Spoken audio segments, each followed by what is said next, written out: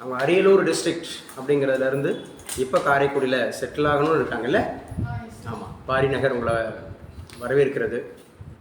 ஆமாம், so Ariyalur டிஸ்ட்ரிக்ட்லேருந்து so இன்றைக்கி அபிராமிங்கிற student ECE படித்து முடிச்சிருக்கிறாங்க. Already she has 1 year experience in the same field. UPSC ஆஸ்பிரண்ட்டாக ஒரு பர்டிகுலர் அகாடமியில் சென்னையில் படிச்சிருக்கிறாங்க.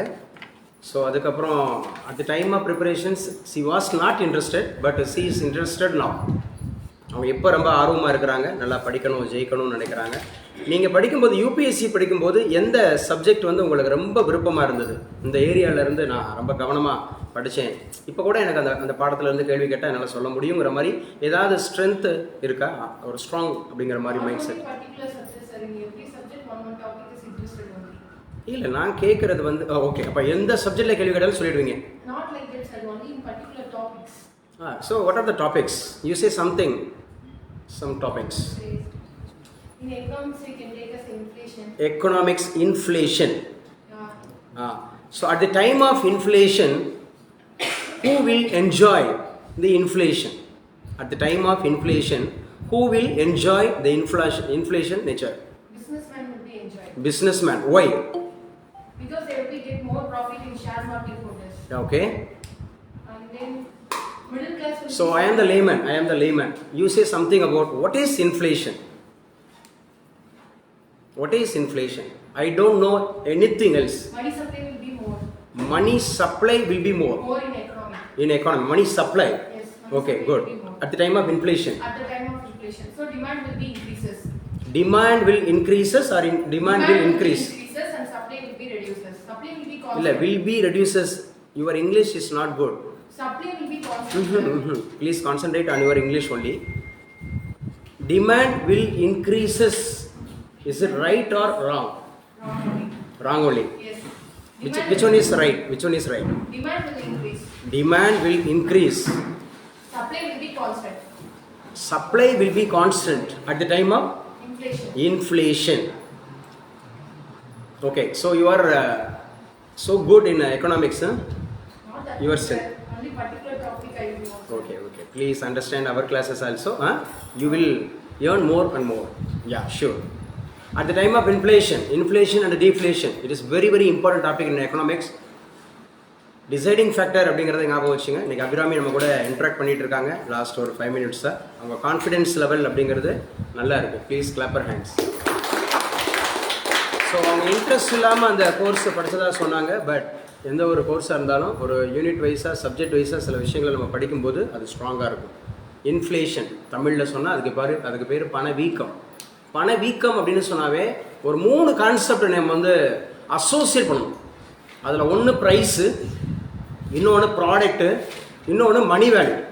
இங்கே டிமாண்ட் அப்படிங்கிறது அடுத்த நெக்ஸ்ட் பட்சம் தான். ஏன்னா அது வந்து டிமாண்ட் லா அப்படின்னு சொல்கிறோம்ல, according to Alfred Marshall demand law, தேவை விதி அப்படின்னு சொல்லும்போது அங்கே ப்ரைஸுக்கும் டிமாண்டுக்கும் என்ன இருக்கும் அப்படின்னா கோஆர்டினேஷன் இருக்கும். இஃப் ப்ரைஸ் இன்க்ரீசஸ், டிமாண்ட் அப்படிங்கிறது வந்து டிக்ரீசஸ். ப்ரைஸ் இன்க்ரீஸ் ஆச்சு அப்படின்னா டிமாண்ட் வந்து டிக்ரீசஸ் ஆகிடும். அப்போ ப்ரைஸ் வந்து டிக்ரீஸ் ஆகுதுன்னா டிமாண்ட் வில் இன்க்ரீஸ். இது எது sir? Demand law. So demand law is also known as inverse law. Inverse law யார் யாருக்கு இன்வர்ஸ் ப்ரொபோர்ஷன் இருக்கு? ப்ரைஸுக்கும் டிமாண்டுக்கும். இல்லை டிமாண்டுக்கும் ப்ரைஸுக்குமா? ப்ரைஸுக்கும் டிமாண்டுக்கும். எந்த லால? டிமாண்ட் லால. டிமாண்ட் லா யார் தந்தா? மார்ஷல், ஆல்ஃப்ரட் மார்ஷல் அப்படிங்கிறவர் தான் தந்தாரு அப்படிங்கிறத ஞாபகம் வச்சுக்கணும். இதுக்கு ஆப்போசிட் தான் சப்ளை லா. அது வந்து என்ன சார்னா டைரக்ட் ப்ரொபோர்ஷன். ப்ரைஸ் இன்க்ரீஸ் ஆச்சு அப்படின்னு சொன்னால் ஆட்டோமேட்டிக்கலி டிமாண்டும் இன்க்ரீஸ் ஆகும் அப்படிங்கிற மாதிரி. ப்ரைஸ் இன்க்ரீஸ், சப்ளை, இங்கே டிமாண்ட் கிடையாது இல்லையா, சப்ளை. எதில்? சப்ளைல. சரிங்க. இந்த இன்ஃப்ளேஷன் அப்படின்னு சொல்லக்கூடியது வனராஜாபுரம், திருநெல்வேலி. இன்ஃப்ளேஷன் அப்படிங்கிறத கண்ட்ரோல் பண்ணுறதோட அத்தாரிட்டியர். Who is the controller of inflation or deflation or anything else? Finance or RBI? ஏதாவது ஒன்று சொல்லு. RBI வந்து கண்ட்ரோலரா, இன்ஃப்ளேஷனோட கண்ட்ரோலரா, மானிட்டரி கண்ட்ரோலர்னு பார்க்குறோம். அந்த மானிட்டரி பாலிசியில் தான் எது வருது? இன்ஃப்ளேஷனும் டிஃப்ளேஷனும் வருது. அப்போ RBI தான், நாட் ஃபினான்ஸ். அவங்க அட்வைஸ் வேணால் கொடுக்கலாம், நல்லா புரிஞ்சுக்கணும். ஸ்ட்ராங்கர் இப்போ டாக்ஸஸ் அப்படின்னு எடுத்துக்கிட்டா தர்மலிங்கம் 2 டைப்ஸா? நான் டைப்ஸாக கேட்டுட்டு இருக்கேன். Controller RBI. ஆர்பிஐக்கும் டாக்ஸுக்கும் சம்மந்தமே கிடையாது. பேசிக்கான விஷயத்தில் தப்பு பண்ணக்கூடாது. மானிட்டரி கண்ட்ரோல் அப்படின்னு சொன்னாவே ஆர்பிஐ. ஃபிசிக்கல் அப்படின்னு சொல்லக்கூடியது monetary policy, fiscal policy. Monetary பாலிசினா தான் ஆர்பிஐ. ஃபிசிக்கல் பாலிசி அப்படிங்கிறத தம்பி சொன்ன ஃபினான்ஷியல் டிபார்ட்மெண்ட், அது கவர்மெண்ட் ஆஃப் இந்தியா. டாக்ஸ் போடுறது ஆர்பிஐ போடுது. ஓ எப்படி அந்த மாதிரி டாக்ஸை கூட்டுறது குறைக்கிறதெல்லாம் ஆர்பிஐ பண்ணுது. Who is at present RBI governor? ரொம்ப கஷ்டமாக யோசிக்கிற நீ. சஞ்சய் மல்ஹோத்ரா எத்தனையாவது? 56. உருவாயே 1935 தான். லாவண்யா 26. 56லாம் கிடையாது. அதான் வாய் திறந்து சொல்லணுன்றது. கட்டளையும் கேட்டல் நன்று, கேட்டலில் சொல்வது நன்று. அப்போ இன்ஃப்ளேஷன்னா 3 காரியத்தை ஞாபகம் வச்சுக்கணும். ஒன்று என்ன சார் அப்படின்னு சொன்னால் ப்ரொடக்ஷன் தான் ஃபஸ்ட்டு கான்செப்ட். இன்ஃப்ளேஷனாகவே ஃபஸ்ட்டு நீங்கள் எடுக்க வேண்டிய கான்செப்ட் ப்ரொடக்ஷன். ப்ரொடக்ஷன் அப்படிங்கிறது அப்படியே சடனாக டிக்ரீஸ் ஆகிடும். அப்போ ப்ரொடக்ஷன் டிக்ரீஸ் ஆகும்போது ஆட்டோமேட்டிக்கலி அப்படின்னு சொல்கிறது ப்ரைஸ் இன்க்ரீஸ் ஆகும். இந்த ப்ரைஸிங் லெவல் அப்படிங்கிறது இன்க்ரீசஸ் ஆர் வில் இன்க்ரீஸ். விலைவாசி உயர்ந்துகிட்டே இருக்கும். அப்போ என்ன ஆகும்? At the time of inflation மணிக்கு வேல்யூ இருக்காது. ஒரே ஒரு இட்லியை 100 ரூபா கொடுத்து வாங்குறதுக்கு ரெடியாக இருப்பான். ஏன்னா இட்லி இல்லை. கான்செப்ட் இதுதான், basic concept. At the time of interview. இப்போ நான் அந்த பொண்ணை நான் கேட்டதை இன்ட்ராக்ட் பண்ணும்போது அப்படியே யூபிஎஸ்சி ஸ்டைலில் தான் கேட்டேன். இன்டர்வியூ ஸ்டைலில் தான் கேட்டேன் நான். யூபிஎஸ்சி இன்டர்வியூ ஸ்டைலில் இப்படி தான் கேட்பாங்க. எந்த சப்ஜெக்ட் உங்களுக்கு பிடிக்கும், எந்த ஏரியா உங்களுக்கு பிடிக்கும், ஏன் பிடிக்கும், ஸோ அதை பற்றி சொல்லுங்கள், எங்களுக்கு எதுவுமே தெரியாது, நீங்கள் எக்ஸ்பிளைன் பண்ணுங்கள், இந்த டைமில் நீங்கள் என்ன பண்ணுவீங்க, இப்போ இந்தியா என்ன சூழ்நிலை இருக்குது, இப்படிங்கிற கான்செப்ட். அட் ப்ரெசென்ட்டில் இருக்கக்கூடிய ஜென்ரல் அவேர்னஸ் ஓரியன்டாக தான் இந்த question will be asked towards you. அப்போ நல்லா அண்டர்ஸ்டாண்ட் பண்ணிக்கணும். ஸோ கொஸ்டின்ஸ் எப்படி கேட்குறாங்க வைக்கிறாங்க அப்படிங்கிறத நம்ம பார்த்துக்கணும், வச்சுக்கணும். எங்கள் தர்மலிங்கம் ஆர்பிஐன்னு சொன்னீங்களப்பா. ஆர்பிஐ எந்த வருஷம் உருவாச்சு? 35. எந்த டேட்டில்? ஏப்ரல் 1. எந்த வருஷம் செயல்பட ஆரம்பிச்சது? அதான் 35. ஆரம்பிச்சது 34. ஹில்டன் யூங் கமிட்டி இல்லையா? Hilton. Who was the first governor of RBI? Osborne Smith. எந்த ஊர்? இருங்க அந்த பொண்ணு பேசுகிறேன். சுவிட்சர்லாந்துட்டான் பாருங்க. இப்படி தான் ஏதாவது சொல்லி வருது, சுவிட்சர்லாந்து நியூசிலாந்துன்னு சொல்லிட்டு. இப்போ புரியுதா? பரீட்சை எம்எல்ஏலாம் பாஸ் ஆக முடியாது. 10ஓட 11 நம்மளும் போயிட்டே இருக்கலாம், எத்தனை வருஷம்னாலும் பயணிச்சுட்டே இருக்கலாம். பரிச்சயம். இதுக்கு தான் குவிஸ், இதுக்கு தான் அந்த ஓரல் இன்ட்ராக்ஷன், இதுக்கு தான் இண்டிவிஜுவல் கேர். ஒவ்வொருத்தரையும் தனிப்பட்ட முறையில் கேட்கறதுக்கான காரணம் இதுதான். இண்டிவிஜுவல் கேர் எடுத்தால் மட்டும் தான் நீங்கள் ஜெயிக்க முடியும். ஆர்பிஐ அப்படின்னு சொல்லக்கூடியதோடைய முதல் கவர்னர் அப்படிங்கிறவர் அவர் ஆஸ்திரேலியா, ஹரிகிருஷ்ணன் ஃப்ரம் சிவகங்கா. ஆஸ்திரேலியாவோட தற்போதைய பிரதமர் யாரு? Antony Albanese sir. Antony Albanese அப்படிங்கிறவர் தான் அட் பிரசன்ட். அப்போ அவர் பார்த்தீங்கன்னா உங்களுக்கு அப்போ யார் ஆர்பிஐயோட ஃபர்ஸ்ட் இந்தியன் கவர்னர் யார்? அவர் சொல்லுவாங்க. CD Deshmukh sir. CD Deshmukh அப்படிங்கிறது எதை ரெக்கமெண்ட் பண்ணாரு? LIC sir. எல்ஐசி எந்த வருஷம் உருவாச்சு? 1955 சார். 1956. 55 okay sir. 56. 55ன்றது சிட்டிசன்ஷிப் ஆக்ட். 55ங்கிறது ஹிந்து மேரேஜ் ஆக்ட். புரியுதுன்னு சொல்கிறது? நல்லா படித்து வச்சுக்கணும். ஸோ ஆர்பிஐ அப்படிங்கிறது இப்போ ரீசெண்டாக அவங்க பார்த்தீங்கன்னா ஒரு ரேட் அப்படிங்கிறதுல டிசைடிங் ஃபேக்டராக உண்டானாங்க. என்ன ரேட்டு, எவ்வளோ ரேட்டில் இருக்குது? ரெப்போ ரேட் இப்போ என்னவா இருக்குது? இப்போ 6.0 இருக்கு சார். ஆல்ரெடி 6.0 6 தான். அதனால் 6.0 6 சார். பாயிண்ட் சொல்றதா இருந்தா 0.1 0.2 சொல்லும் போல தான் பாயிண்ட் சொல்லணும். 6.0லாம் சொல்லக்கூடாது, 6 தான் சொல்லணும். Okay sir. ஏதாவது 6.01 6.02னா சொல்லலாம். 6 அப்படின்றது எதுல இருந்து இட் வாஸ் ரெடியூஸ்டு? 6.25 ல இருந்து சார். 6.25 ல இருந்து 0.25 அப்படிங்கிறது டிகிரீஸ் ஆகி இப்போ 6ல இருக்கு. Repo rate. what do you understand repo rate?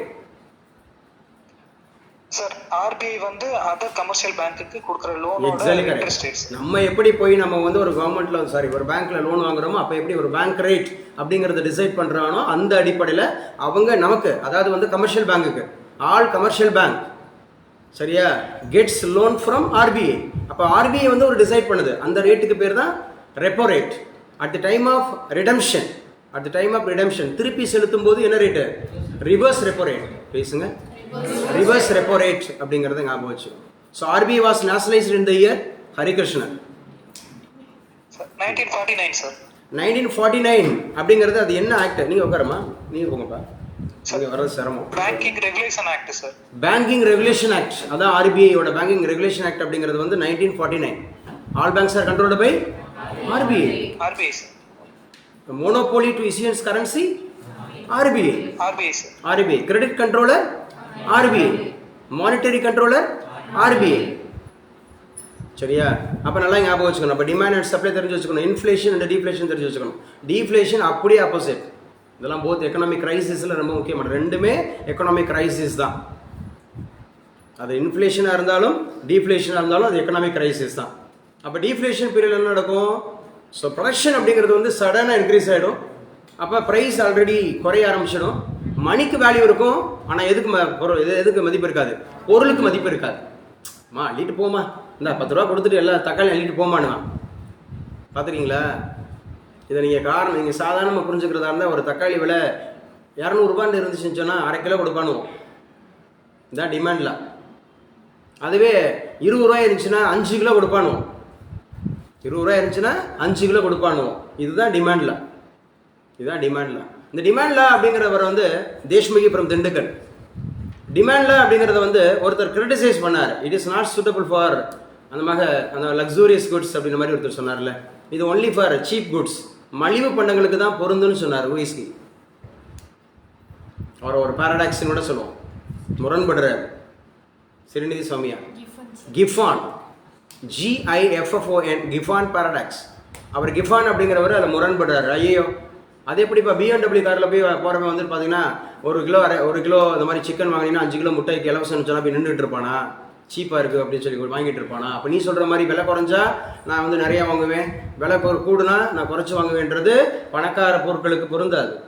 5 star ஹோட்டலில் இருக்கிறவனுக்கு அது பொருந்தாது. சொன்னது யாரு? பேசுமா? துசிதா. என்ன சார் அப்படி சொல்லி பார்த்தீங்கன்னா அதுக்கு பேர் கிஃபான் பாரடாக்ஸ். கிஃபான் பாரடாக்ஸ். கண்டிப்பாக எக்கனாமிக்ஸில் நீங்கள் மெயின்ஸில் போகிறதா இருந்தால் இந்த டிமாண்டில் வச்சு தான் கேள்வி கேட்பான், சப்ளையில் வச்சு தான் கேள்வி கேட்பான். நான் சொன்ன இந்த மானிட்டரி பாலிசியை வச்சு தான் கேட்பாங்க, இன்ஃப்ளேஷன் டீஃப்ளேஷன் வச்சு தான் கேட்பாங்க. இன்றைக்கி இருக்கக்கூடிய current scenario, who is at the top in India economic பொசிஷனில்? Tamil Nadu. What is the percentage? 9.69 at present. 9.69% அப்படிங்கிறதுல முதலிடத்தில் இருக்குது யாரு? தமிழ்நாடு இருக்குது. Tamil Nadu bags the first position in India. 28 states we have, 8 union territories, 142 population.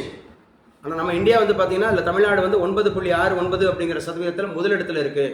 அப்படிங்கிறது ரொம்ப ரொம்ப முக்கியமானது அப்படிங்கிறத ஞாபகம் வச்சுங்க. எழுதிக்கலாம் 24th April. So 24th April அப்படின்னு சொல்ல தேஷ்முகின்றேன். தீபிகா ஃப்ரம் அஸ்ஸாம். தீபிகா கட்டாயிடுச்சா? தீபிகா ஃப்ரம் அப்போ இருக்க மாட்டான், ஆன்லைனில் இருக்க மாட்டான். சரி சொல்லலாம். யார் சார் அப்படின்னா Gautham from Madurai. Gautham 24th April அப்படிங்கிறது in polity panchayat raj day. Panchayat raj அப்படிங்கிற ஃபாதர் யார்? நல்லா சொல்லு, சத்தமாக எனக்கு காது கேட்கல. அவர் சொல்லுங்க. பஞ்சாயத்து ராஜ் அப்படிங்கிறது லார்ட் ரிப்பனா யார் சொல்லி கொடுத்தா? அவனை சொல்ல விடுங்க. எல்லாம் இங்கே பாருங்க, மற்றவங்க வாய் பேசுகிறதா இருந்தால் நீங்கள் எல்லா கேள்வியும் நீங்கள் வந்து பேசிகிட்டே இருக்கணும். அவரை பேச விடுங்க. அவர் ஜெயிக்கணும்ல. அவர் பே பண்ணி படிக்கிறாருல்ல, அவங்க அப்பா எதிர்பார்த்துட்டு இருக்கிறாரு எப்படியாவது என் பிள்ளை ஜெயிச்சுட்டு வந்துடுவான்னு சொல்லி. சும்மா நீங்கள் வந்து அவரை போய் எக்ஸாம்ஸில் போய் நீங்கள் ஹெல்ப் பண்ண முடியுமா? கௌதம்க்கு உங்கள் வாய் மாறுமா? தம்பி சொல்லுங்க. ஸோ பஞ்சாயத்து ராஜ் அப்படிங்கிறதுனுடைய எந்தெந்த கமிட்டிஸ் வந்து இன்வால்வ் ஆகுது? பல்வந்த்ராய் மேத்தா கமிட்டி எந்த வருஷம்? 1957. அடுத்த கமிட்டி அசோக் மேத்தா கமிட்டி எந்த வருஷம்? 1977. அதெல்லாம் கிடையாது, வரிசையாக சொல்லு. GVK ராவ் கமிட்டி ஊன்றதெல்லாம் இன்னும் பரிச்சயமாகாததுக்கான சிம்பிள். அது எத்தனை தடவை கேட்டிருக்கோம். Yes 1985. LM Singhvi 86. Thungon and Gadgil 88. Good. So எந்த கமிட்டி வந்து பார்த்தீங்கன்னா 132 ரெக்கமெண்டேஷன்ஸ் வந்து ரெக்கமெண்ட் பண்ணிச்சு? சொல்ல விடுங்கப்பா. அவர் 132 ரெக்கமெண்டேஷன் பல்வந்த்ராய் மேத்தா நடிச்சா எப்படி பாஸ் பண்ணுறது? இதுக்கு தான் கௌதம் நல்லா படிக்கலாம், உனக்கு மெமரி கெப்பாசிட்டி நல்லா இருக்குது, மேத்ஸ் சூப்பராக போடுற, நீ எதில் கான்சன்ட்ரேட் பண்ணணுன்ற மட்டும் புரிஞ்சுக்க. பக்கத்தில் இருக்கிறவங்கள நினச்சி ஏமாந்துடாது. படிக்கிறவங்கள வச்சுட்டு நீ இண்டிவிஜுவலாக வா, படித்து ஜெயிச்சிடலாம். 132 ரெக்கமெண்டேஷன் பண்ணது வந்து Ashok Mehta committee, not Balwantrai Mehta committee. சரி, பல்வந்த்ராய் மேத்தா கமிட்டி அப்படின்னு சொன்னாவே எத்தனை டயரு? 3 tier என்னென்ன? கிராம பஞ்சாயத், பஞ்சாயத்து சமிதி, லெவல் சொல்லுங்க. அந்த லெவல் கிராம பஞ்சாயத்துனா எந்த லெவலில் இருக்கும்? கிராம லெவலில் இருக்கும். சமிதினா தாலுக் லெவலில் இருக்கும். ஜில்லா பரிஷத்துனா டிஸ்ட்ரிக்ட் லெவலில் இருக்கும். எல்லாரும் காது கொடுத்து கேட்கணும், கவனமாக கேட்கணும். சரியா? பல்வந்தரா மேத்தா அப்படிங்கிறவர் தான் ஸோ உங்களுக்கு ஒட்டுமொத்த பஞ்சாயத்து ராஜ் முறையின் தந்தை என்று அழைக்கப்படுபவர். இப்போ ஏப்ரல் 24 அப்படிங்கிறது பஞ்சாயத்து டே. தமிழ்நாட்டில் பஞ்சாயத்து சட்டம் எப்போ முகிலன்? தமிழ்நாட்டில் பஞ்சாயத்து சட்டம் only 2 days left. We discussed unit number 5. Tamil Nadu தான் முதலாக பஞ்சாயத்து சட்டத்தை நம்ம காமராஜர் அப்படிங்கிறத நிறைவேற்றினார் அப்படின்னு சொல்லப்படுது. Which year? சரியில்ல பாரு, 1958. அதுக்கப்புறம் தான் வந்து பார்த்தீங்கன்னு சொன்னால் 1959 தான் ராஜஸ்தானில் நாகூர் டிஸ்ட்ரிக்டில் அக்டோபர் 2. அதுவும் பல்வந்தரா மேத்தா கமிட்டியோட பரிந்துரை தான். இதுதான் பரீட்சை. இப்படி படித்தா தான் ஜெயிக்க முடியும். இப்படி படித்தா தான் நம்ம ஜெயிக்க முடியும். நல்லா புரிஞ்சு படிங்க. பரீட்சைக்கு பாடம் படிப்பவர்களை விட பரிச்சயமாகிறவங்க தான் ஜெயிப்பாங்க. கற்றலின் கேட்டல் நன்று, கேட்டல்ல சொல்வது நன்று. ஏப்ரல் 24. சரி, ஏப்ரல் 24லேருந்து 29 வரைக்கும் என்ன டேவா அனுசரிக்கப்படுதுன்னு சொல்லி பார்த்தோம். வாரம், தமிழ் வாரம் அப்படிங்கிறது. தமிழ் வாரம் மே 5 வரைக்கும், 29லேருந்து மே 5 வரைக்கும் எழுதி வச்சுக்கோங்க. 24 to 29. ஏப்ரல் 24 to 29 என்ன வாரமாக அனுசரிக்கப்படுது? ஏப்ரல் 24 to 29 ஒரு முக்கியமான வாரம் இருக்கு. April 24 to 29. ஸோ 11:30 வரைக்கும் உங்களுக்கு டைம் தரேன், பார்த்துக்கலாம். ஸோ முக்கியமான நிகழ்வு இன்னைக்கு உண்டான ஃபர்ஸ்ட் நியூஸ் அப்படிங்கிறது இந்தியா பாகிஸ்தான் எல்லை மூடல். சார், இந்தியா பாகிஸ்தானுடைய எல்லை மூடல் அப்படின்னு சொல்றாங்க. எல்லை கோடு 2 இருக்கு. எல்லைன்னு ஒன்று இருக்கு, எல்லை கோடுன்னு ஒன்று இருக்கு, ஃப்ரான்டியர்னு ஒன்று இருக்கு. சரியா? ஃப்ரான்டியர் அந்த லைன் ஒன்று இருக்கு, frontier line. Sanjana from Hosur. இந்தியாவோட frontier line where it is located. சரி, அந்த கோட்டுக்கு என்ன பேர்? அந்த கோட்டுக்கு என்ன பேர்? இந்தியா பாகிஸ்தான் உண்டான அந்த ஃப்ரான்டியர் லைனுக்கு என்ன பேர்? ரெட் கிளிஃப் அப்படின்றத ஞாபகம் வச்சுங்க. இதான் இந்தியா பாகிஸ்தானுக்கு. இந்தியா ஆப்கானிஸ்தானுக்கு என்னமா? டியூரண்ட் அப்படிங்கிறது. ஸோ இந்தியாவுக்கும் சீனாவுக்கும் மக்மோகன் அப்படிங்கிற ஃப்ரான்டியர் லைன். இதெல்லாம் அப்போ இந்தியாவோட சம்பந்தப்பட்ட எல்லை கோடுகள் அப்படிங்கிறது ஒன்லி 3. இந்தியாவுக்கும் பாகிஸ்தானுக்கும் ரெட் கிளிஃப், இந்தியாவுக்கும் சீனாவுக்கும் வந்து பார்த்தீங்கன்னா மக்மோகன், இந்தியாவுக்கும் ஆப்கானிஸ்தானுக்கும் டூரண்ட். அதே பாகிஸ்தானுக்கும் ஆப்கானிஸ்தானுக்கு இதுதான் டூரண்ட் அப்படிங்கிறத ஞாபகம் வச்சுக்கணும். ஸோ இப்போ இந்தியாவுக்கும் பாகிஸ்தானுக்கும் ஒரு எல்லையை மூடி இருக்காங்கன்றாங்க. எந்த எல்லையை மூடி இருக்காங்க? இருங்க சொல்லட்டும். வனராஜா வரும்போது சொல்லலாம். சஞ்சனா கேட்டுட்டு இருக்கேன். சஞ்சனா ஃப்ரம் ஓசூர். எஸ்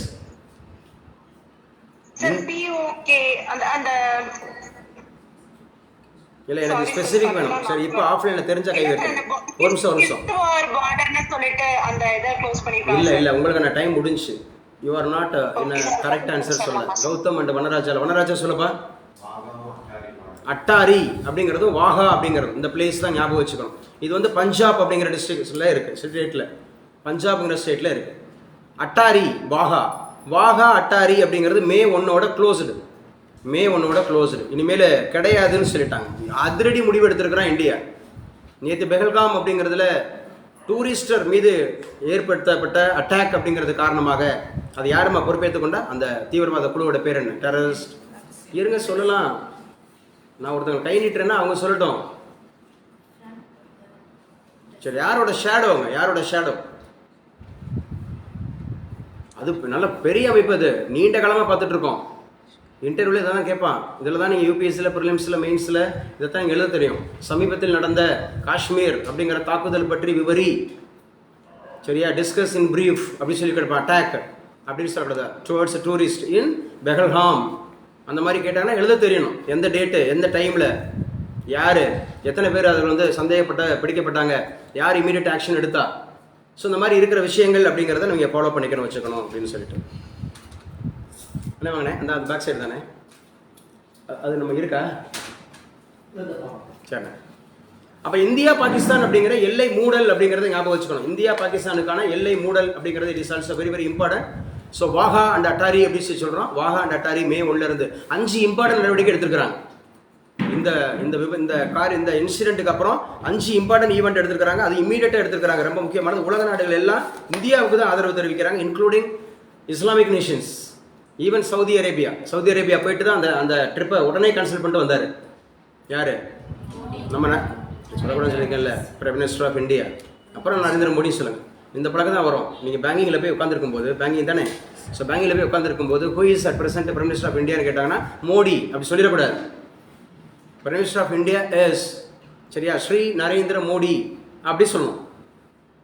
ஏன்னா அதெல்லாம் புரோட்டோகால், அவங்களாம் பார்ப்பாங்க நீங்கள் எப்படி how will you behave with your அந்த சபார்டினேட்ஸ். ஏன்னா அது பர்சனல் இன்டர்வியூ அப்படிங்கிறது உங்கள் நாலேஜை செக் பண்ணுறதுக்காக இல்லை, உங்களுடைய டிசிஷன் மேக்கிங், உங்களுடைய ப்ராப்ளம் சால்விங், உங்களுடைய லீடர்ஷிப் குவாலிட்டி, உங்களுடைய கம்யூனிகேட்டிவ் ஸ்கில்ஸ், அதுக்காக தான் வந்து இன்டர்வியூன்றது ஒன்று கிடையவே கிடையாது. ப்ரிலிம்ஸ் மெயின்ஸ்லேயே நீங்கள் யாருன்றதை உங்கள் சப்ஜெக்ட் நாலேஜை பண்ணிடுவாங்க. நீங்கள் சப்ஜெக்ட் நாலேஜ் இருக்கான்ற செக் பண்ணுறதுக்கு இல்லை, அதை கேட்குறது நீங்கள் எப்படி வந்து பிஹேவ் பண்ணுறீங்க, எப்படி இன்ட்ராக்ட் பண்ணுறீங்க, எப்படி ப்ராப்ளம் சால்விங் இருக்குது, எப்படி டெசிஷன் மேக்கிங் இருக்குது, அதுக்கு தான் interview will be conducted. Please understand my words, realise. இப்படி நம்ம போகிற போக்கில் இந்த கிளாஸ் அட்டன் பண்ணது கூட நீங்கள் ப்ரிலிம்ஸ் மெயின்ஸ் இன்டர்வியூவாக தான் அட்டன் பண்ணணும். இப்போ நான் கேள்வி கேட்குறது கூட இன்டர்வியூ ஸ்டைலில் தான் நீங்கள் பதில் சொல்லணும். உங்களுக்கு ஒரு பேனலில் நீங்கள் 4 பேருக்கு முன்னாடி உட்காந்துருக்கீங்க. இப்போ 4 பேருக்கு முன்னாடி உட்காந்துருக்கும் போது நீங்கள் எப்படி பதில் சொல்லணும்னு தான் கேட்கணும். ஏதோ இந்த அகாடமியில் நடத்துகிற கோச்சிங் சென்டரில் ரெகுலராக நம்மக்கிட்ட பாடம் நடத்திட்டு இருக்கிறவட்ட பேசுகிற மாதிரி பேசக்கூடாது. புரியுது என்ன சொல்கிறது? கேட்ட கேள்விக்கு மட்டும் பதில் சொல்லணும், கூடுதலாக பதில் சொல்லக்கூடாது. அதே மாதிரி நம்ம ஒரு கேள்வி கேட்டோம்னு சொன்னால் உங்களுக்கு தெரிஞ்சதை சொல்லிவிட்டு அப்புறம் கேட்ட கேள்விக்கு பதில் வரக்கூடாது. இந்த சில பேர் ஞாபகம் வந்ததை சொல்லிவிட்டு அதுக்கப்புறம் நம்ம கேட்ட கேள்விக்கு பதில் சொல்கிறது, அப்படிலாம் சொல்லக்கூடாது. அது அங்கே வந்து நெகட்டிவ் ஆகிடும். அந்த இதுதான் அவனுங்கண்ணே. அது மாதிரி இதுதானே இந்த பிடிங்கி போட்டுருங்க, இதை மட்டும் சும்மா அமைக்க விட்றேன், சும்மா லைட்டாக அந்த இதை பண்ணி விட்ருங்க. அப்போ எழுதுங்க, 5 விஷயங்களை கவனம் செலுத்துகிறாங்க இந்தியா, 5 விஷயங்களை கவனம் செலுத்துகிறாங்க. அதில் முதல் விஷயம் அப்படின்னு சொல்லக்கூடியது நம்ம சொன்னது தான், இந்தியா பாகிஸ்தானுக்கான எல்லைகள் மூடப்படுகிறது. இட் க்ளோசஸ் ஃப்ரம் May 1 அப்படிங்கிறது. செகண்ட் ஒன் அப்படிங்கிறது த ஹிஸ்டாரிக்கல் ஈவெண்ட் இண்டஸ் அந்த மாதிரி water treaty, Indus water treaty அப்படிங்கிறது ஞாபகம் வச்சுங்க. காஞ்சிபுரம் சுகன்யா அவங்க இல்லையா, காஞ்சிபுரம் சுகன்யா அவங்களுக்கு வந்து ஃபீமேல் பேபி அப்படிங்கிறது பிறந்திருக்குன்னு நினைக்கிறேன். அமர்த்திட்டார் அண்ணன். சரி, அப்போ ஃபீமேல் பேபி அப்படிங்கிறது பிறந்திருக்கிறாங்க, வச்சுருக்கிறாங்க. எங்கள் யார் சொல்லுவா? Rajeswari. Yes, sir. Indus Water Treaty, when it was signed? 1960, sir. 1960, clap your hands. 1960. அப்போ இண்டஸ் வாட்டர் அப்படிங்கிறது சிந்து நதி அப்படிங்கிறது, சிந்து நதி உற்பத்தி ஆகிற இடம் இது. தீப் இந்த பொண்ணு யாரு? Ilakkiya. So Indus river originates, already we have studied in geography. நேற்று கூட நடத்தினேன் அங்கே பயணம். அங்கே வந்து ஒரு பில்கிரிமேஜ் போக போகிறாங்க, அங்கே வந்து புனித பயணம் மேற்கொள்ள போகிறாங்க. எத்தனை வருஷத்துக்கு அப்புறம்? 2019ங்கிறப்ப 5 வருஷத்துக்கு அப்புறம். ஏன்னா கோவிட் இருந்ததுனால அங்கே அனுமதிக்கப்படலை. அந்த கைலாஸ் அப்படிங்கிற இடத்துக்கும் மானசரோவருங்கிற இடத்துக்கும் நேற்று கரண்ட் பேஸில் பார்த்தோம்ல, கைலாஸ் அண்டு மானசரோவர். நான் கூட சொன்னேன், சிந்து நதி உற்பத்தி ஆகிற இடம் கைலாஷ், சிந்து நதி உற்பத்தி ஆகிற இடம் அது கைலாஷ். அப்போ இந்தியாவிலேயே மிக லாங்கஸ்ட் ரிவர் இது கங்கா. கங்கா. ஆனால் சிந்துன்றது பெருசு, ஆனால் கங்கான்றது நம்ம ஊருக்கு, சிந்துன்றது பாகிஸ்தானுக்கு தான் அதிகம். ஆனால் எல்லா தண்ணியுமே இந்தியாவை கடந்து தான் பாகிஸ்தானுக்கு போகணும். இங்கே மேட்ரே அதுதான். அப்போ என்ன பண்ணுறான், இனிமேல் நீ தண்ணி வாங்கிப்பாருன்ற மாதிரி சவால் விட்றாங்க பாகிஸ்தானுக்கு. இந்த எங்களை அடிச்சில அப்படின்னு சொல்லிட்டு இண்டஸ் வாட்டர் ட்ரீட்டி அப்படிங்கிற அந்த 1960 போடப்பட்ட அந்த ஆணையம் அப்படின்னு சொல்கிற ட்ரிபியூனல், வாட்டர் டிஸ்ட்ரிபியூஷன் அப்படிங்கிறது. இது முக்கியமாக இந்த ட்ரிபியூனல் கேட்பாங்க. வாட்டர் அப்படிங்கிற நம்ம மத்திய மாநில அரசு உறவுகள் படிக்கிறோம்ல, சென்ட்ரல் ஸ்டேட் ரிலேஷன்ஸ் படிக்கிறோம்ல, சென்ட்ரல் ஸ்டேட் ரிலேஷன்ஸ் அப்படிங்கிறதுல ரொம்ப முக்கியமாக கமிட்டிஸ் பார்த்தீங்கன்னா ஃபர்ஸ்ட் ஸ்டீவ் வால்ட்டா, அதுக்கப்புறம் ராஜா மன்னரா, அதுக்கப்புறம் சர்க்காரியாவா, பேசுங்கப்பா, சர்க்காரியா இருக்கா, அதுக்கப்புறம் மாளவியா இருக்கா, மதன் மோகன் மாளவியா, புன்ஷி பார்த்தோமா. சரி, அதுக்கப்புறம் இன்னொருத்தர் இருக்காரு வெங்கட செல்லையா. என்னங்க வெங்கட செல்லையா? கொஸ்டின்ஸ் எப்படி கேட்பாங்கன்னா, பின் வருவனவற்றுள் எந்த கமிட்டி சென்ட்ரல் ஸ்டேட் ரிலேஷன்ஸோட சம்பந்தப்படாததுன்னு கேட்பாங்க. சம்பந்தப்படாதது எதுன்னு கேட்பாங்க, சம்பந்தப்படுறது எதுன்னு கேட்பாங்க. அப்போ நீங்கள் புரிஞ்சுக்கணும். 1969 என்ன கமிட்டி? பிரியதர்ஷினி ஞாபகம் இருக்கா? இன்னும் நடத்தலை, உங்களுக்கு நடத்தலை. சரி, 1969 அப்படிங்கிறத ராஜா மன்னார் கமிட்டி. 1969 என்ன கமிட்டி? ராஜா. அப்போ முதல் அப்படிங்கிறது எல்லைகளை மூடுறான். ரெண்டாவது என்ன பண்ணுறான் அப்படின்னு சொன்னால் சிந்து நதி அப்படிங்கிற அந்த நீர் அந்த மீறுறாங்க 2. மூன்றாவது அப்படிங்கிறது கெடு விதிக்கிறாங்க, டைம் பீரியட் கொடுக்குறாங்க. இந்த பீரியடுக்குள்ளே நீங்கள் வெளியேறணுன்றான். நான் பார்த்துக்கிறேன் பண்ணி விடுங்க. ஸோ என்ன பண்ணுறாங்க அப்படின்னு சொல்லிட்டு, ஓகே தேங்க்ஸ்ண்ணே.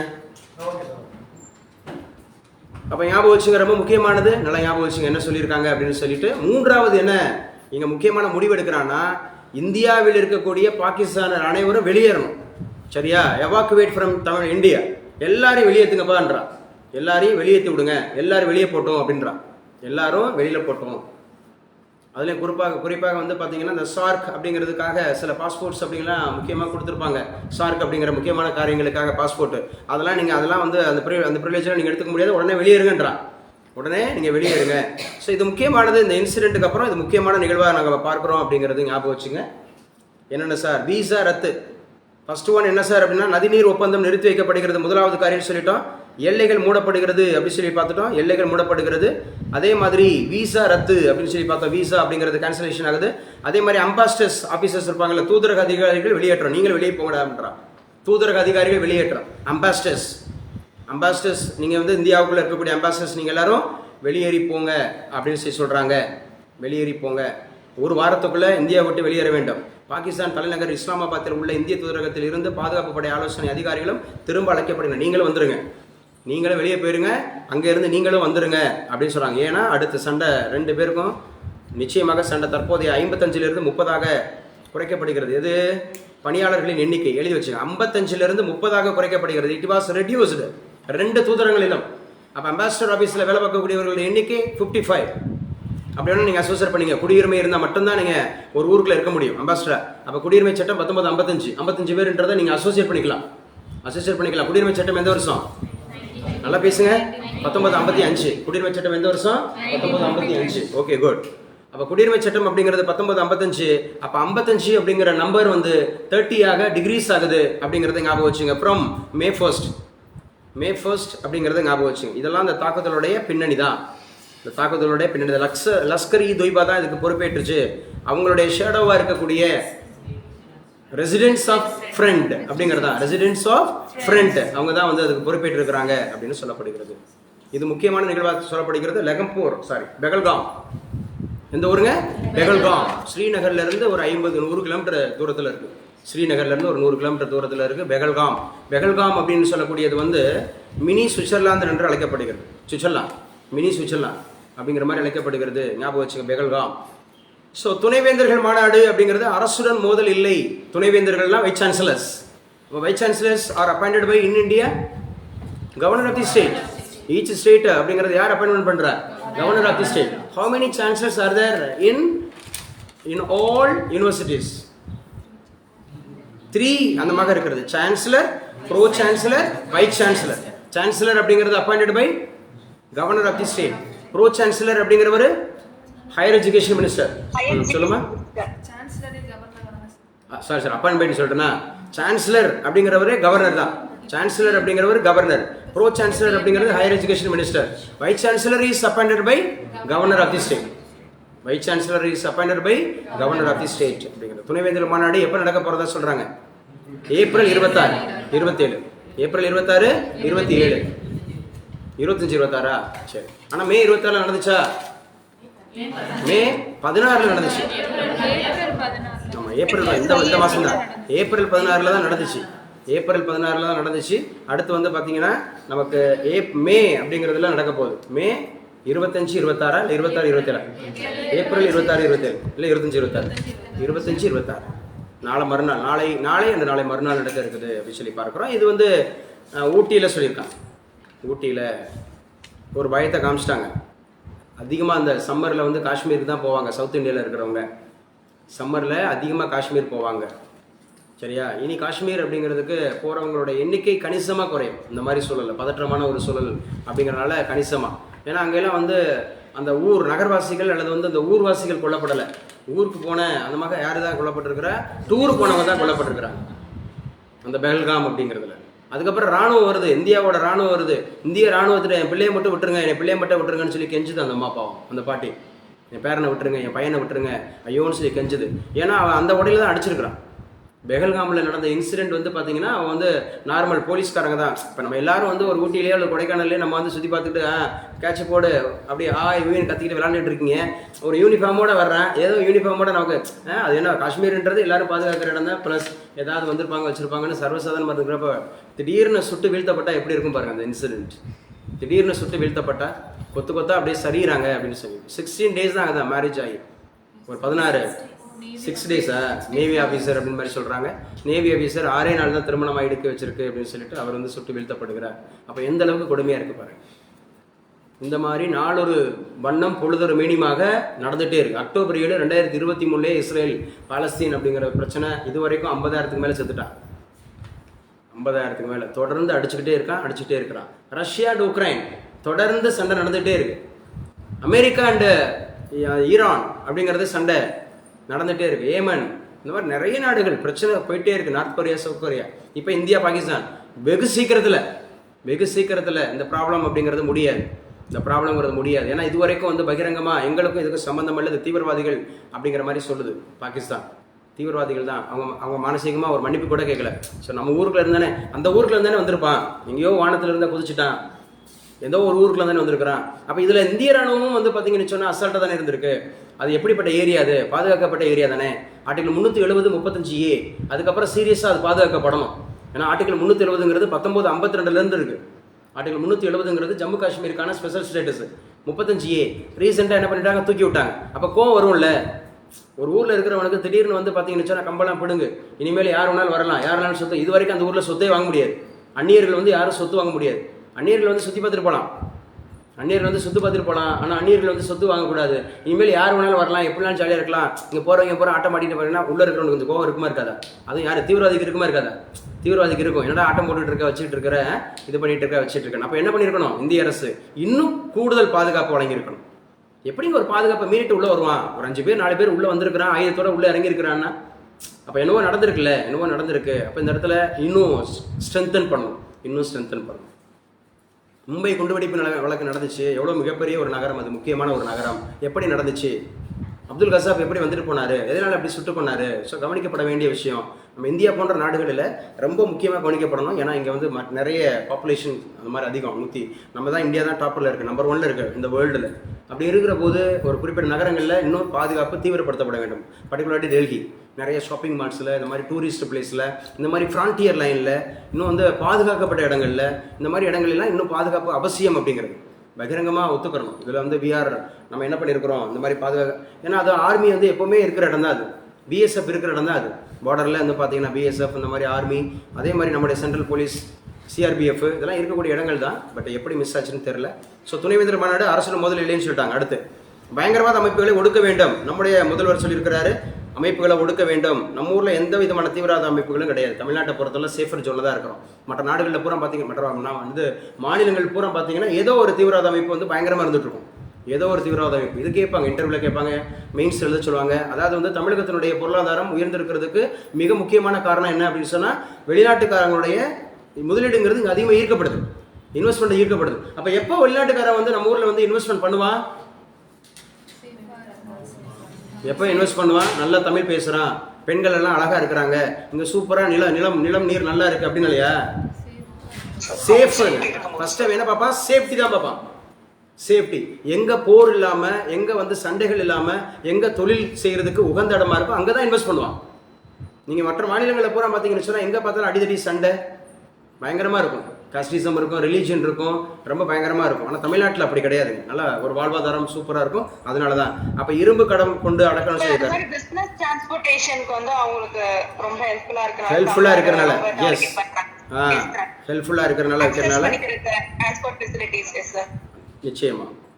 ஸோ செந்தில் பாலாஜி அப்படிங்கிறவருக்கு உச்சநீதிமன்றம் எச்சரிக்கை சொல்லியிருக்கு. செந்தில் பாலாஜி இப்போ என்ன புரோட்டோகால் மினிஸ்டராக இருக்காரு? எலக்ட்ரிசிட்டியில் இருக்கிறார்.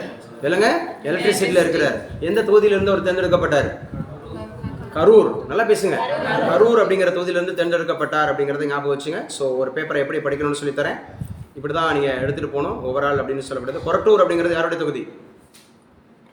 வடசென்னையில் இருக்கக்கூடியது. அது கொரட்டூரில் குளத்தூர் இல்லையா, அவருடைய தொகுதி குளத்தூர் அப்படின்னு சொல்லப்படுது. குளத்தூர் யாருடைய தொகுதி? நம்முடைய முதலமைச்சருடைய தொகுதி, நம்முடைய முதலமைச்சர் அவர்களுடைய தொகுதி அப்படிங்கிறத ஞாபகம் வச்சுங்க. ஸோ ரொம்ப முக்கியமானது அப்படிங்கிறத பார்க்குறோம். பயங்கரவாத தாக்குதல், உள்துறை அமைச்சர் பதவி விலக வேண்டும் அப்படின்னு சொல்லியிருக்கிறாங்க. இதுக்கு திருமாவளவனுக்கு பாஜக கண்டனம் சொல்லியிருக்கிறாங்க. 2040 எழுதிக்குங்க. It is very very important. அடுத்த மைல்ஸ்டோன், அடுத்த ஒரு மைல்ஸ்டோன். ஸோ இன் 2040 2040 2040 அப்படிங்கிறது வந்து பார்த்தீங்கன்னா நிலவில் மனிதன் இது வரைக்கும் இந்தியாவிலிருந்து ஒரு மனுஷன் கூட இறங்கல. இந்தியாவிலிருந்து ஒரு மனுஷன் கூட யாருக்கு மூணுக்கு போகலை. மூணுக்கு போயிருக்கிற ஒரே ஒரு மனுஷன் நீல் ஆம்ஸ்ட்ராங். நீல் ஆம்ஸ்ட்ராங் அப்படிங்கிறத நிலவுக்கு போயிருக்கிறான் 1969 அப்படிங்கிறத ஃப்ரம் அமெரிக்கா யூஎஸ்லேருந்து போயிருக்கிறான். லைக்கான்ற ஒரு நாய் கூட போயிடுச்சு, ஆனால் விண்வெளிக்கு தான் போச்சு, அது நிலவுக்கு போல. ஸோ ரொம்ப முக்கியமாக ஞாபகம் வச்சுங்க. இப்போ ஸ்பேஸ் அப்படிங்கிறதுல முக்கியமாக மூன் அப்படிங்கிறதுல நிலவில் மனிதன் அப்படிங்கிறது இஸ்ரோவோட தலைவர் அப்படிங்கிறது உறுதி அப்படின்னு சொல்லியிருக்கிறாங்க. இஸ்ரோவோட தலைவர் யார்? நாராயணன். நாராயணன் அப்படிங்கிறவர் எந்த டிஸ்ட்ரிக்ட்? கன்னியாகுமரி. இஸ்ரோ எந்த வருஷம் உருவாச்சு? 1969. 1969 அப்படிங்கிறத ஞாபகம் வச்சுக்கணும். 10வது தலைவர் யாரு? சோம்நாத். 9வது தலைவர் யாரு? சிவன். 8வது தலைவர் யாரு? மயில்சாமி அண்ணாதுரை. ஞாபகம் வச்சுக்கணும். 8, 9, 10, 11 ஞாபகம் வச்சுங்க ஆர்டர்லி. அப்போ இஸ்ரோட தலைவர் உறுதிப்படுத்தியிருக்கிறாரு என்ன சார் அப்படின்னு சொன்னால், நிலவுல மனுஷன் அப்படிங்கிறது 2040 இந்தியாவிலிருந்து அனுப்பப்படுவான் அப்படின்னு சொல்லிட்டு. ஆனால் நிலவுக்கு நம்ம அனுப்பியிருக்கக்கூடிய சந்திராயன் 1, சந்திராயன் 2, சந்திராயன் 3. சந்திராயன் 3யோட ஸ்பெஷாலிட்டி என்ன? தென் துருவத்தை அடைந்த முதல் நாடு அப்படிங்கிறத நம்ம அடைய வச்சிருக்கோம். சவுத் போல ரீச் பண்ண முதல் நாடு இது இந்தியா. இது வரைக்கும் நார்த் போல் தான் ரீச் பண்ணியிருக்கிறான். ஆனால் சவுத் போல ரீச் பண்ண முதல் நாடு இது இந்தியா. இஸ்ரோ அப்படிங்கிறத ஞாபகம் வச்சுக்கணும்.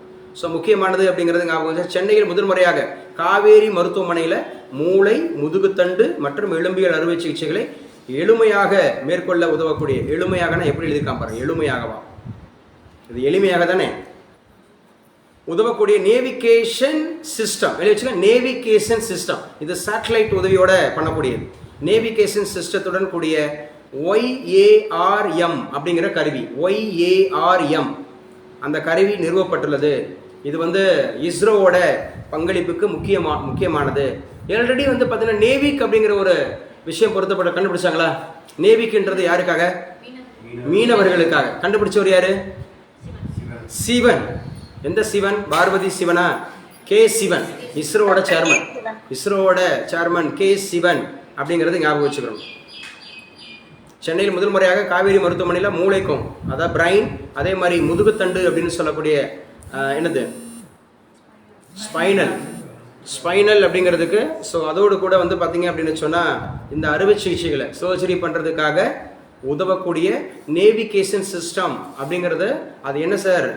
YARM அப்படிங்கிற ஒரு இன்ஸ்ட்ருமெண்ட், ஒரு கருவி அப்படிங்கிறத சொல்லியிருக்காங்க. நாராயணன் சொல்லியிருக்காரு. 2035 இந்தியாவுக்கென தனியாக 52 டன் எடை கொண்ட விண்வெளி ஆராய்ச்சி நிலையம் எழுதிச்சு. 52 டன் எடை கொண்ட 52 டன் எடை கொண்ட விண்வெளி ஆராய்ச்சி மையம் அப்படிங்கிறது விண்வெளியிலேயே நிறுவப்படும். எந்த வருஷத்துக்குள்ள? 2035 சொல்லியிருக்கிறவர் யாரு? நாராயணன். நல்லா பேசுங்க. காம்படிட்டிவ் எக்ஸாம்ஸ் ரொம்ப ரொம்ப ஈஸி, சரியா? வாய் திறந்து நல்லா ஆர்வமாக இன்ட்ரெஸ்டடாக படிக்கிறவங்களுக்கு சூப்பரான இது. இது ஒன்றும் கஷ்டமானது கிடையாது, ஈஸியாக அடிக்கலாம். அப்போ 2028 முதல் இது தொடங்கப்பட உள்ளது. எழுதிச்சுங்க 2028. இன்னும் ஒரு அதிகபட்சம் 3 வருஷத்தில் இது 1000 எத்தனை டன்னுமா? 52 டன்னு அப்படிங்கிற எடை கொண்ட ஒரு விண்வெளி ஆராய்ச்சி மையம் அப்படிங்கிறது விண்வெளியில் நிறுவப்படும் அப்படின்னு சொல்லியிருக்கிறாங்க. 35 அது செயல்பட ஆரம்பிச்சுன்னு சொல்லியிருக்காங்க. சந்திராயன் 3 வரைக்கும் போயிருக்கு. 1, 2, 3 இயர் ஞாபகம் வச்சுக்கணும். 1, 2, 3 அதோட ப்ராஜெக்ட் டைரக்டர் தெரிஞ்சு வச்சுக்கணும், ப்ரோக்ராம் டைரக்டர் தெரிஞ்சு வச்சுக்கணும். சந்திராயன் 1 யாரு, சந்திராயன் 2 யாரு, சந்திராயன் 3 யாரு? சந்திராயன் 1 அப்படின்னு சொல்லக்கூடியது மயில்சாமி அண்ணாதுரை. சந்திராயன் 2 அப்படின்னு சொல்லக்கூடியது சிவன், கே சிவன். சந்திராயன் 3ன்றது யாரு?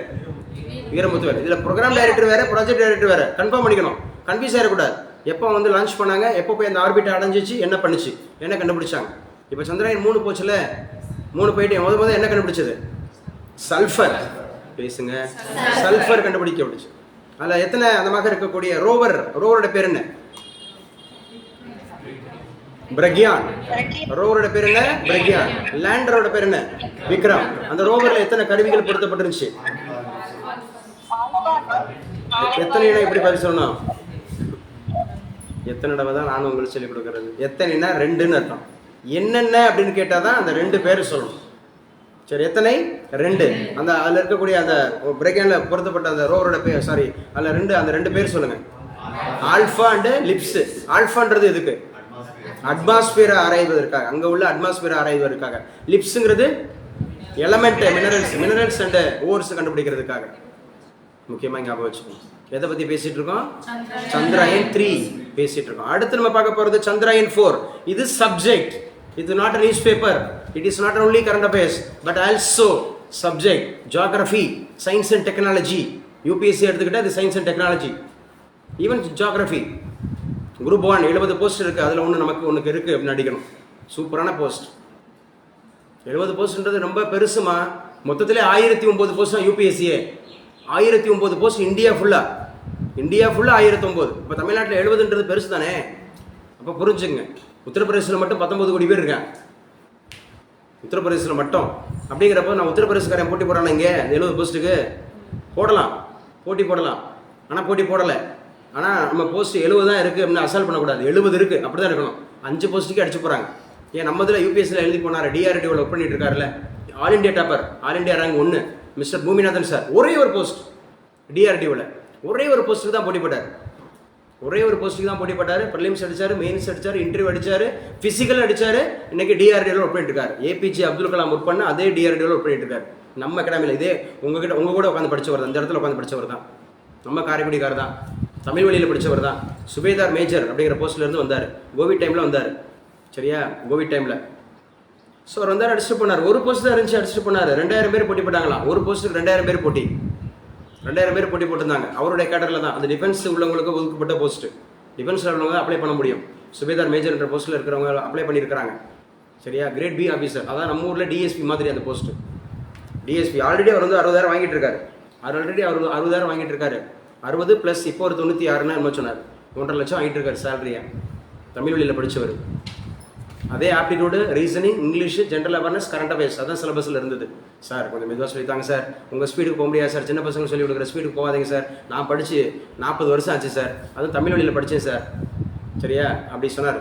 10th முடித்த உடனே நான் வந்து ஆர்மியில் போயிட்டேன் சார். 10th 12th சொன்னார். ஆர்மியில் போயிட்டேன் sir.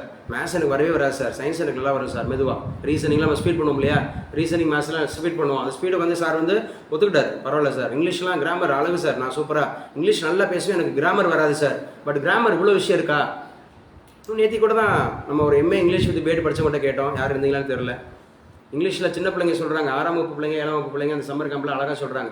I go to school, I went to school, I will go to school, I am going to school, I was going to school, I will be going to school, I have gone to school, I had gone to school, I will have gone to school, I have been going to school, I had been going to school, I will have been going to school.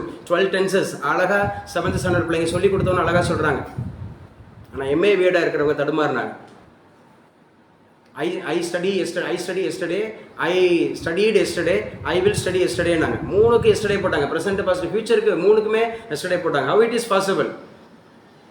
தேஷ்முகிய கண்ணத்தில் டப்புன்னு அறையிறாங்க யாரோ. என்ன இரு நாளைக்கு எங்கள் அம்மா வந்தாங்கல்ல சொல்லித்தரேன், நாளைக்கு எங்கள் அம்மா வந்தாங்கல்ல சொல்லித்தரேன்னா எப்படி இருக்கும். நேற்று எங்கள் அம்மா வருவாங்கல்ல நான் சொல்லித்தரேன் எப்படி இருக்கும்.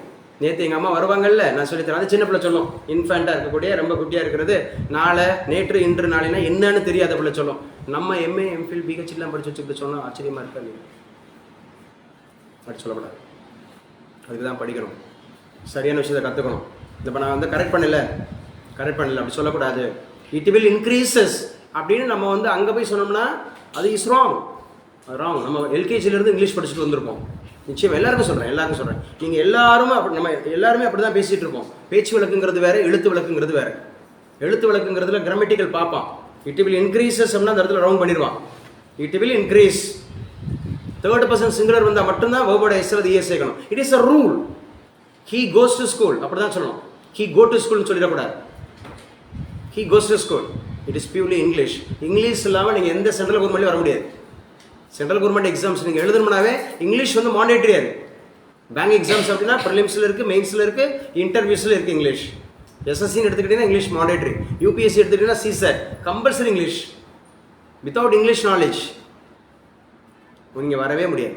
அதனால தான் சொல்கிறேன், அது வந்து நம்ம நல்லா தரமாக கற்றுக்கணும். அப்போ சந்திராயன் 4 இன்னும் 2.5 ஆண்டுகள் எழுதி வச்சு 2.5 ஆண்டுகளில் அனுப்பப்பட உள்ளது அப்படின்னு சொல்லியிருக்கிறார். எதற்காக? அங்கே உள்ள மண்ணை ஆராய்ச்சி பண்ணுறதுக்காக. எர்த்து அப்படிங்கிறத ரிசர்ச் பண்ணுறதுக்காக தான் அனுப்பப்படுகிறது. எர்த்துன்றதில்ல, அங்கே உள்ள சாயில் மண் அப்படிங்கிறத ஆராய்ச்சி பண்ணுறதுக்காக அனுப்பப்படுகிறது அப்படின்னு சொல்கிறாங்க. அதே மாதிரி 2040 அப்படின்னு சொல்லக்கூடியது மனுஷன் அனுப்பக்கூடியது நிலவுக்கு அப்படின்னு சொல்கிறாங்க. ஆக்சிம் 4 எதோடு தொடர்புடையது? ஸ்ரீதேவி ஃப்ரம் திருப்பூர். ஆக்சிம் 4 எதோடு தொடர்புடையது?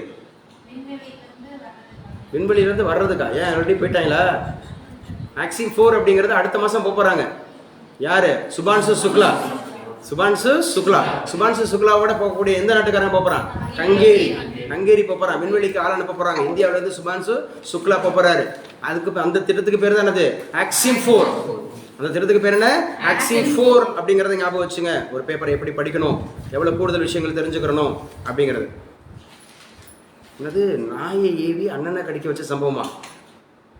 இந்த போகிற போக்கில் ஒன்று போய் சொல்லிட்டு போடான்னு சொல்லுவாங்கல்ல, அந்த டென்டிஸ்ட்டு பல் டாக்டருக்கும் அவங்களுக்கும் ஒரு காம்பினேஷன் இருக்கும். வடிவேல் ஒரு படத்தில் ஒரு கிழவி வந்து பார்த்தீங்கன்னா சூன்னு சொல்லிட்டு போவா, எதை சொல்ல சொல்லுவாங்க, என்னப்பா சூ தானே, சூன்னு சொல்லிட்டு போனால் அந்த நாய் கடிக்கும். நாய் கடிச்சவொன்னே அந்த மாதிரி இருக்கிறத வைக்கிறதுன்ற அது மாதிரி இருக்குது. அண்ணனை நாயை வச்சு அண்ணனை கடிக்க வச்சுருக்கிறாங்களாம். அமலாக்கத்துறை சோதனை சட்டவிரோதம் இல்லை. அமலாக்கத்துறைனா என்ன ஸ்ரீநிதி சௌமியா? என்ஃபோர்ஸ்மெண்ட் டைரக்டரேட் அப்படிங்கிறது ஏதாவது கான்ஸ்டிடியூஷனல் பாடியில், அதாவது நான் கான்ஸ்டிடியூஷனல் பாடியில் ஏதாவது வருதா? எங்கே வருது? சரி, எங்கே வருதுன்னு சொல்லுங்கள். கான்ஸ்டிடியூஷனல் பாடியில் வருது அல்லது நான் கான்ஸ்டிடியூஷனல் பாடியிலாம் வருதுன்னா எங்கே வருது? கான்ஸ்டிடியூஷனல் பாடினா அட்டார்னி ஜெனரல் இருக்குது, அட்வொகேட் ஜெனரல் இருக்குது, கம்ப்ட்ரோலர் ஆடிட்டர் ஜெனரல் இருக்குது, எலெக்ஷன் கமிஷன் இருக்குது, ஃபினான்ஸ் கமிஷன் இருக்குது, யூபிஎஸ்சி எஸ்பிஎஸ்சி இருக்குது. சரியா? எஸ்சி எஸ்டி ஓபிசியில் லிங்குவிஸ்டிக் மைனாரிட்டி கமிஷன் இருக்குது. இதுதான் வந்து கான்ஸ்டிடியூஷனல் பாடி. இங்கே எங்கேயாவது வந்திருக்கா? இல்லை. நான் கான்ஸ்டிடியூஷனல் பாடினா பிளானிங் கமிஷன் இருக்குது. அதே மாதிரி வந்து பார்த்தீங்கன்னா என்டிசி இருக்குது, நித்தி ஆயோக் இருக்குது இல்லையா, அந்த மாதிரி இருக்குது. அப்புறம் சிவிசி இருக்குது, சிபிஐ இருக்குது, லோக்பால் இருக்குது, லோக்காயுக்தா இருக்குது, அதுக்கப்புறம் சிஐசி இருக்குது, எஸ்ஐசி இருக்குது. எங்கேயாவது வருதா? வரல. அப்போ இந்த கான்ஸ்டிடியூஷன் பாடி நான் கான்ஸ்டிடியூஷன் பாடி கிடையாது.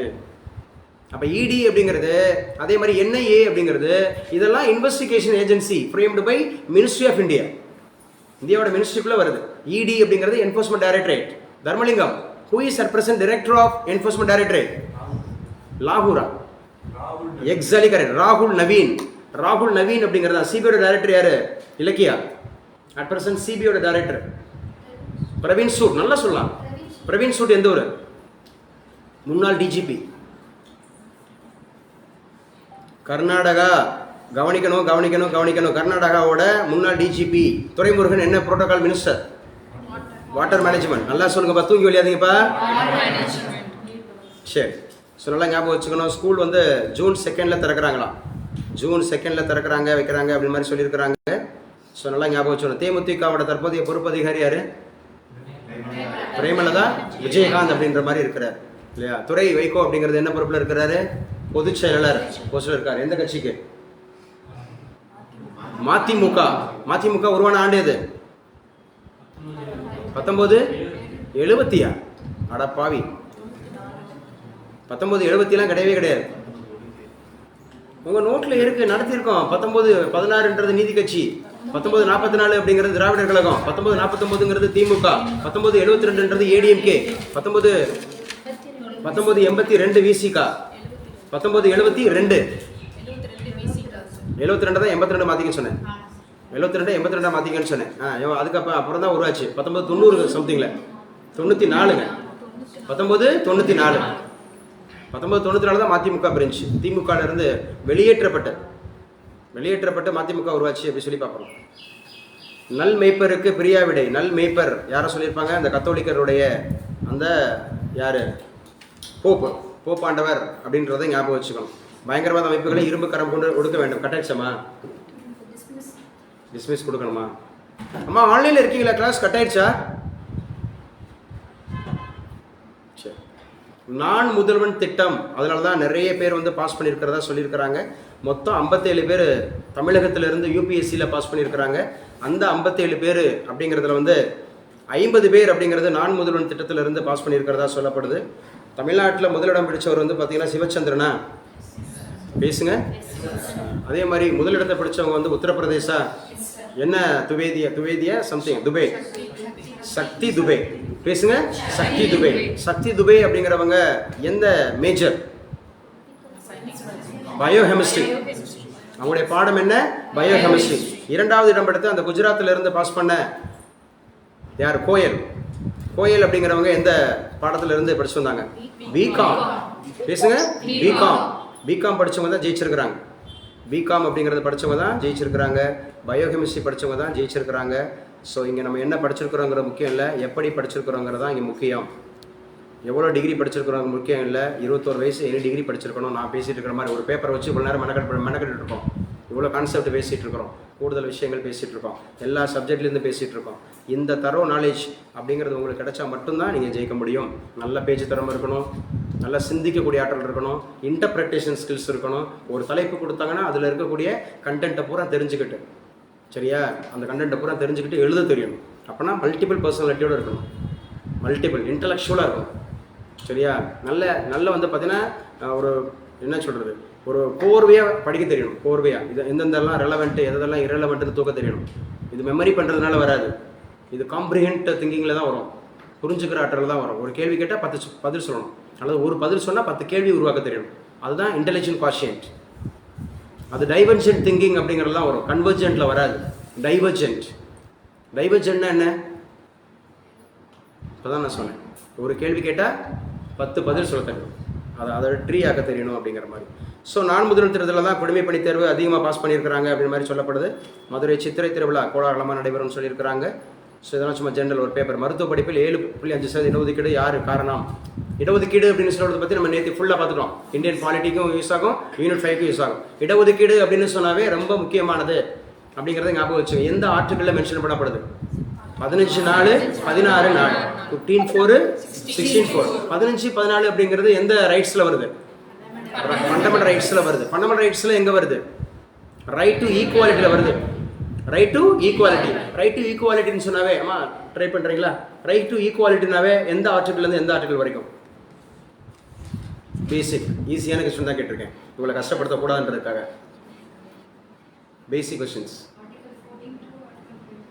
21. ஸோ ஆர்டிகல் 14 to 18 அப்படிங்கிறது தான் நமக்கு ஈக்குவாலிட்டி. ஆனால் 19 அப்படிங்கிறதுல இருந்து நம்ம என்ன பண்ணணும் சார் அப்படின்னு சொன்னால் 22 வரைக்கும் தான் அது வந்து ஃப்ரீடம் அப்படிங்கிறது. ஸோ 19 to இப்போ புரியுதாம்மா? இதுதான் பரீட்சை. நம்ம படிச்சிருப்போம் மறந்துருப்போம், ஆனால் ஸ்பெசிஃபிக் இருக்கணும். ஸ்பெசிஃபிக். இப்போ நான் கேட்க வந்த பொண்ணுட்ட 14 என்ன?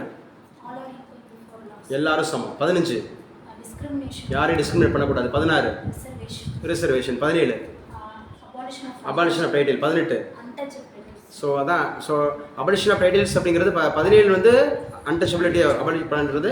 18 தான் பட்டங்களை ஒழிக்கிறது. 19 இல்லை, 19 என்ன வரும்? 19 என்ன முதல்ல அதோட ஸ்டாண்டர்ட் தலைப்பு என்ன? ஃப்ரீடம். அந்த 19ல் மட்டும் 6 இருக்கு. ஒன்று சொல்லுங்க. பேச்சுரிமை, எழுத்துரிமை, ஆயுதமின்றி கூடலாம், சங்கம் வச்சுக்கலாம், எங்கே வேணாலும் போகலாம், அங்கே பிஸ்னஸ் ஸ்டார்ட் பண்ணலாம், அங்கேயே தங்கலாம்.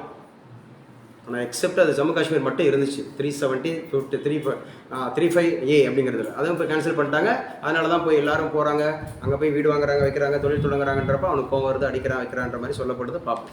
ஸோ படிச்சுங்க, ஸ்பெசிஃபிக் பண்ணி படிக்கணும். நம்ம தலைவர் பார்க்குறாரு பாருங்க, பயங்கரவாதிகள் தப்ப முடியாது. மத்திய அமைச்சர் அமித்ஷா உறுதி. இந்த இடம் தான் நடந்த இடம். ஜம்மு காஷ்மீரில் சுற்றுலா பயணிகள் மீது பயங்கரவாதிகள் தாக்குதல் நடத்திய பகல்காம் பகுதியை புதன்கிழமை ஆய்வு செய்து பாதுகாப்பு அதிகாரிகளுடன் ஆலோசனை மேற்கொண்ட மத்திய உள்துறை அமைச்சர் Amit Shah, the home minister of India Amit Shah அப்படிங்கிறவர் இந்த இடத்துல தான் அந்த சுட்டு கொண்டாங்க. நல்லா பார்க்குறதுக்கு ரம்மியமான இடமா இருக்குது. ஸோ இந்த இடத்துல தான் சுட்டு கொண்டாங்க அப்படிங்கிறத பாருங்கள். அதை பார்த்த சின்ன பிள்ளைங்களுக்கு எப்படி இருக்கும்? கண்ணு முன்னாடியே அப்பா செத்து போனாரே, கண்ணு முன்னாடியே. அதை பார்த்த மனைவிக்கு எப்படி இருக்கும்? அதை பார்த்த பிள்ளைங்களுக்கு எப்படி இருக்கும்? ஆனால் இது வந்து பார்த்தீங்கன்னா இன்றைக்கி நேற்று நடக்கிறது இல்லை. இது என்னைக்கு வந்து இந்தியா சுதந்திரம் நடந்துச்சோ அன்னையிலேருந்தே நடந்துகிட்ருக்கு. இந்தியா பாகிஸ்தான் அப்படிங்கிறது 1962, 1971, 1975 இந்த காலகட்டம்லாம் ரொம்ப முக்கியமான காலகட்டம். இந்தியா பாகிஸ்தான் வார் அப்படிங்கிறது 1971. கார்கில் வார் நடந்தபோது எத்தனையோ பேர் பொண்ணு புதிக்கப்பட்டிருக்காங்க இன்ன வரைக்கும். யாருக்கு என்ன வேணும்? யாருமா?